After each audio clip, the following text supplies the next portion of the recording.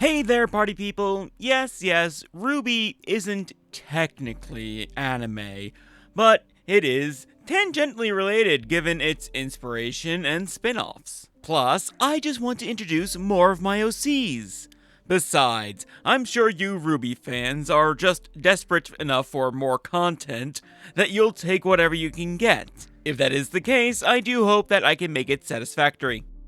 Now, this OC is actually the oldest that I've introduced so far onto this channel, though she's not like my first or anything. That honor either goes to a Kingdom Hearts OC that I will likely never revisit, or a Rosario Vampire one that I might. Or maybe it was a Last Airbender OC. I am getting sidetracked. It's really not important because today I'm going to be talking about my Huntress OC, Ylva Fenris. Art is provided by the amazing and wonderful YellowNicky, who just does such amazing work. And she did other art that you'll see in this video as well. Please go support her on Twitter, currently known as X, using the link in the description below. Now, as one of my oldest characters, you can imagine that she's gone through plenty of changes over the years. Her name used to be Ulfr, but that was actually updated to Ylva relatively recently. Ylva being a Scandinavian name meaning she-wolf, and Fenris, of course, being a corruption of Fenrir, the monstrous wolf from Norse mythology. So yes, I did basically name my wolf faunus Wolf McWolfenstein, and I refuse to apologize for it. As for the color tie-in, hers is obviously gray, that being the most commonly associated color with wolves. Her original design was much more monochromatic, but by the time I was redesigning her, I was realizing that I had a lot of characters with a monochrome aesthetic. Be thankful that I realized that by the time I started the series, otherwise there would have been a lot like that. Though I still have my habits, such as my color of choice to break the monochrome is just to add purple. And I will not apologize for that either, because Ylva and Maya look amazing. As for the last major change to Ylva's design, she was actually originally conceptualized to be petite, like Weiss's body type.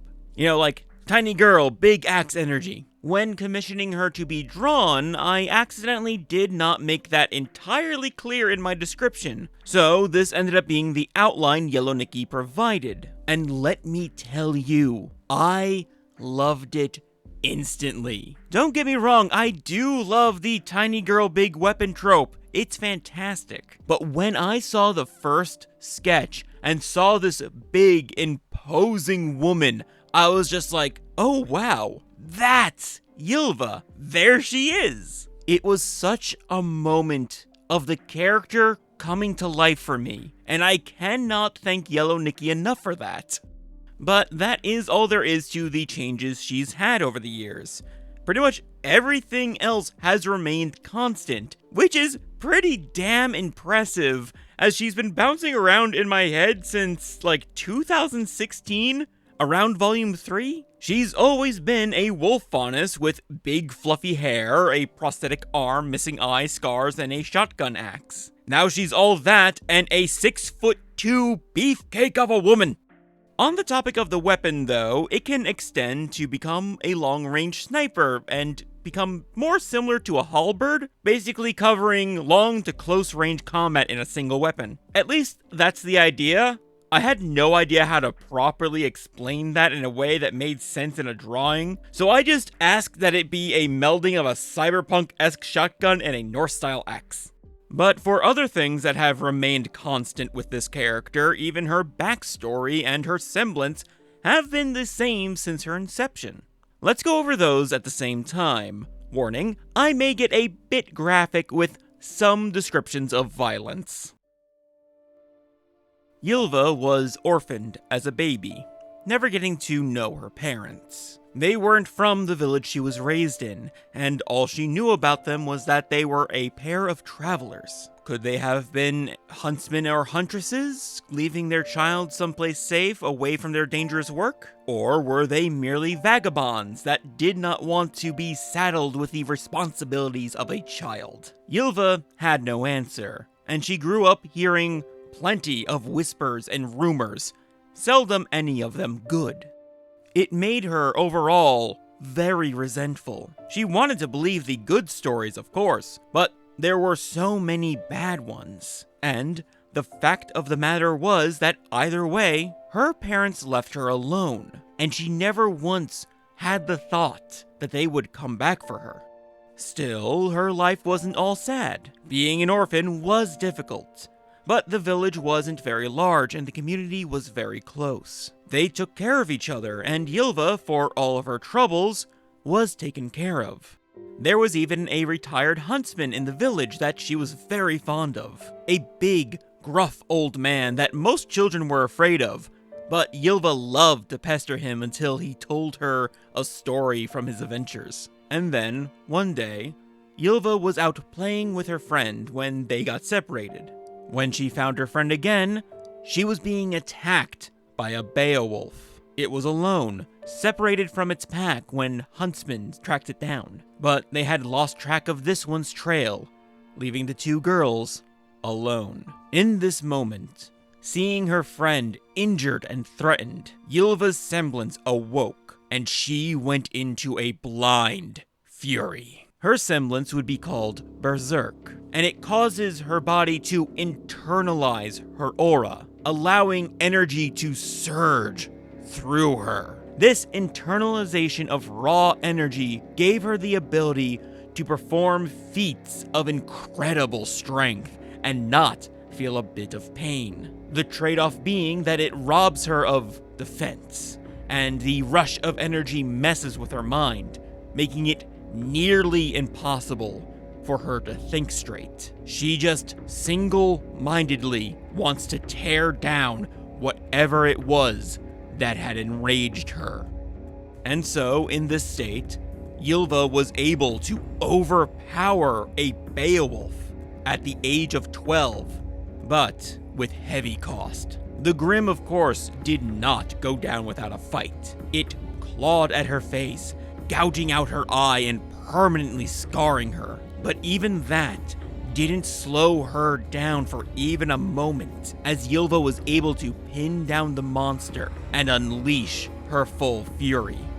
The uncontrolled strength she wielded as she pummeled the Grim with her left fist caused the muscles in her arm to tear and the bones to splinter. That, combined with the Beowulf's defensive bites and tears of desperation, left her left arm a mangled, unsalvageable mess, and it had to be amputated. Though for her, the worst of all was that her dear friend, who she had saved, was now utterly terrified of her. Days later, Ylva would find herself waking up in a hospital in a nearby city. The village doctor may have been able to stabilize her, but they lacked the equipment to keep her that way. Still, she did not wake up in that room alone. There by her side sat the old, retired huntsman. That day, he had gone to look for Ylva, feeling that something was wrong when she didn't come by to annoy him. He had got there just in time to see her pass out and was able to save her life. In order to be at the hospital, however, he had to be family. So while Ylva was unconscious, being tended to, he made the decision to adopt her. And once she was well enough, he was going to train her to be a huntress.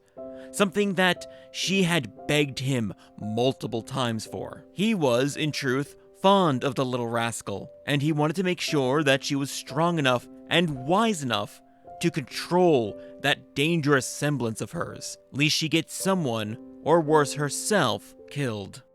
And on that day, despite what she had lost, Ylva had never been happier.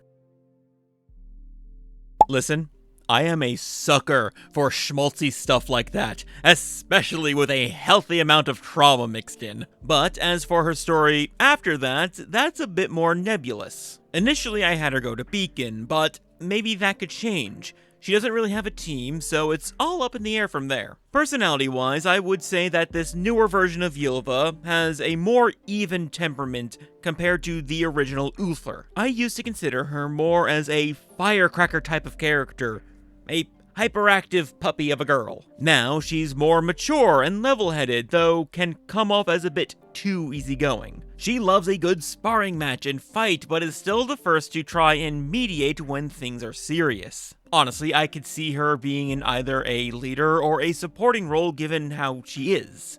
The gentle giant sort, one who thinks before acting. Though, when still in training, perhaps she thinks a bit too much. There are many stages to a person after all, and I'm really just thinking of her at her apex, rather than placing her at a specific point in the narrative where she is still in the process of becoming her complete self.